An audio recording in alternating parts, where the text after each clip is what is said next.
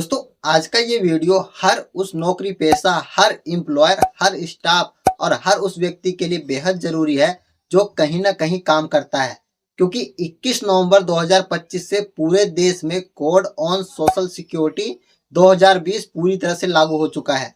और इसके आने के बाद ईएसआईसी के नियम पूरी तरह से बदल गए हैं। जी हाँ दोस्तों, अब ईएसआईसी में कौन आएगा, किसे कवर किया जाएगा, वेतन कैसे गिना जाएगा, सब कुछ बदल गया है।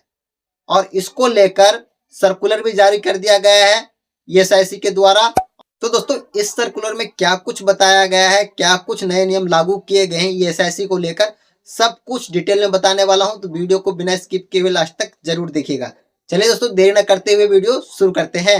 दोस्तों देख सकते हैं ये वो सर्कुलर है जो कर्मचारी राज्य बीमा निगम श्रम एवं रोजगार मंत्रालय के द्वारा जारी किया गया है। और ये कब जारी किया गया है तो 10/12/2025 को ये सर्कुलर जारी किया गया है। यहाँ पे सब्जेक्ट में आप देख सकते हैं साफ साफ लिखा हुआ है कोड ऑन सोशल सिक्योरिटी 2020 अब पूरे देश में लागू हो चुका है। तो दोस्तों पहले क्या होता था, पहले PF, ESIC, gratuity, maternity benefit, इन सभी के लिए अलग अलग कानून चलाए जाते थे। अब उन सभी कानूनों को मिलाकर एक जगह इकट्ठा कर दिया गया है ताकि कर्मचारियों को ज़्यादा सुरक्षा मिले और नियम साफ सुथरा बने। आसान भाषा में कहे तो अब जो है एम्प्लॉय को ज़्यादा अधिकार है, एम्प्लॉयर्स के ऊपर ज़्यादा जिम्मेदारी है, सिस्टम में ज़्यादा ट्रांसपेरेंसी है। देखिए दोस्तों यहाँ सर्कुलर में साफ तौर पर बताया गया है कि जिस भी एस्टेब्लिशमेंट पर यह कोड लागू होता है, यानी कि नया नियम जो लागू होता है, उसे ईएसआईसी में तुरंत रजिस्ट्रेशन कराना अनिवार्य है।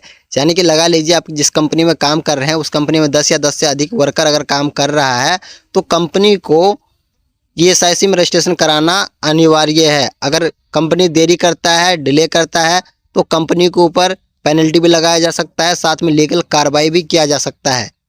चाहे आपकी कंपनी स्मॉल हो या बड़ी हो, कोई फर्क नहीं पड़ेगा, कोई बहाना नहीं चलेगा, आपको रजिस्ट्रेशन कराना ही पड़ेगा। दोस्तों सरकार ने जो नई वेजेस की डिफिनेशन दी है उसमें बेसिक प्लस में डीए, रिटेनिंग अलाउंस शामिल होंगे, लेकिन एचआरए, ओवरटाइम, कन्वेंस, बोनस ये सब वेजेस नहीं गिने जाएंगे। देखिए दोस्तों यहाँ पे जो बदलाव किया है, जो धमाकेदार बदलाव किया है, अगर आपकी कंपनी सैलरी को इस तरह से डिज़ाइन करता है कि आपका अलाउंस बेसिक जो है वो 50% ज़्यादा हो जाए तो जो हिस्सा 50% से ऊपर है सरकार उसे भी वेजेस मानेगा। मतलब कंपनी चाहे जैसी भी सैलरी बनाए, ईएसआईसी गणना फिक्स फॉर्मूला से ही लागू होगा। इससे क्या होगा तो इससे ये होगा कि पहले जो लोग ईएसआई से बाहर हो जाते थे अब कवर होंगे वो ईएसआई में। ईएसआई कवरेज बढ़ेगा, एम्प्लॉयज़ को मेडिकल प्लस में सिक्योरिटी बेनिफिट भी मिलेगा। देखिए दोस्तों यहाँ सर्कुलर में साफ लिखा हुआ है कि जो कंपनी पहले से कवरेबल है, यानी कि वो इस नियम के दायरे में आते हैं, लेकिन उन्होंने अभी तक अपने कर्मचारियों का ईएसआई नहीं बना रखा है, ईएसआई से नहीं जोड़ रखा है कर्मचारियों को, तो उसे तुरंत ईएसआई से जोड़ दे। यानी कि regular staff, contract worker, security guard, housekeeping worker, delivery boy staff, part time eligible worker, सभी लोगों का जो है ईएसआई में एंट्री अनिवार्य कर दिया गया है।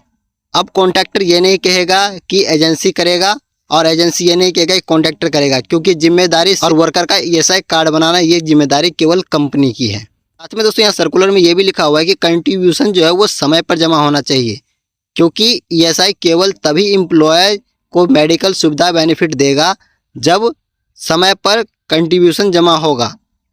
अगर समय पर कंट्रीब्यूशन जमा नहीं होता है तो कंपनी से पेनल्टी भी लिया जा सकता है, प्लस में इंटरेस्ट भी कंपनी को देना पड़ सकता है और लीगल एक्शन भी कंपनी के खिलाफ किया जा सकता है।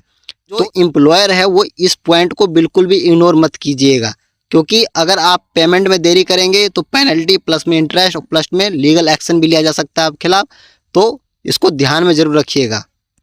इस सर्कुलर में जो सबसे इम्पोर्टेंट पॉइंट लिखा हुआ है वो देख सकते हैं, लिखा हुआ है कि इमीडिएट कंप्लायंस इज सर्कुलर, यानी कि आपको तुरंत रजिस्ट्रेशन करना अनिवार्य है, वर्कर का तुरंत ईएसआई से जोड़ना अनिवार्य है और कंट्रीब्यूशन समय पर देना अनिवार्य है। वरना अगर आप देरी करते हैं तो यह आपका रिस्क होगा, आपके जेब पर भी असर डालेगा और आपके ऊपर कानूनी कार्रवाई भी किया जा सकता है। सर्कुलर में 2 ऑफिशियल पोर्टल बताए गए हैं, श्रम सुविधा पोर्टल और ईएसआईसी पोर्टल। यहीं से सारी प्रक्रिया आपको ऑनलाइन ही करना है। दोस्तों ये था पूरा code on social security 2020 ESIC का पूरा नियम, ये नियम जो है सभी कंपनियों पे लागू हो चुका है। जिन कंपनियों में 10 या 10 से अधिक वर्कर काम कर रहे हैं उन कंपनियों को अब अपने कर्मचारियों का ESIC में रजिस्ट्रेशन कराना अनिवार्य कर दिया गया है। ऐसा नहीं करते हैं तो उनको पेनल्टी भी देना पड़ सकता है, प्लस में कानूनी कार्रवाई भी उनके खिलाफ किया जा सकता है। तो दोस्तों ये था नया नियम आप लोगों को कैसा लगा? अगर जानकारी अच्छा लगी हो तो वीडियो को लाइक कीजिएगा, चैनल को सब्सक्राइब कीजिएगा और अपने दोस्तों के साथ शेयर जरूर कीजिएगा। मिलते हैं नेक्स्ट वीडियो में नए अपडेट के साथ, तब तक के लिए धन्यवाद।